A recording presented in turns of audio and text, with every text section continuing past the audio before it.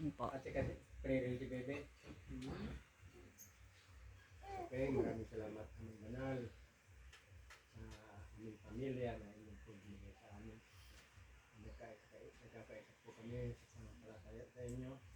Dahil alam po namin ng Diyos na wala kami magagat. Kami pong naalala ang mga dalawang panahon ng mga pagsubok sa buhay.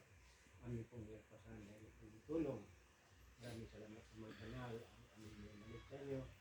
Purihin ka at pasalamatan. Kasabay din ang mga banal na patawarin po din kami sa mga kasalanan sa aming mga. Yan po, narito kami kami sa handaan. Yan po, nakaabot na kaarawan ng aking bunso anak, Ares.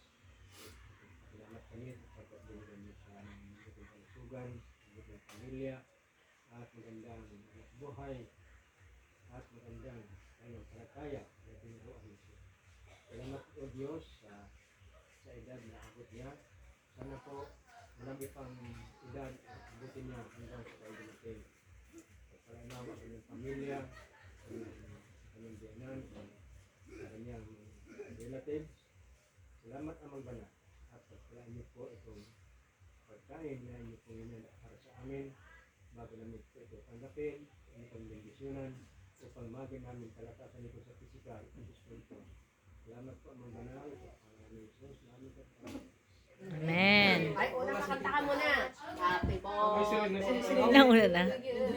Pawi. Pauwi na. Ano na?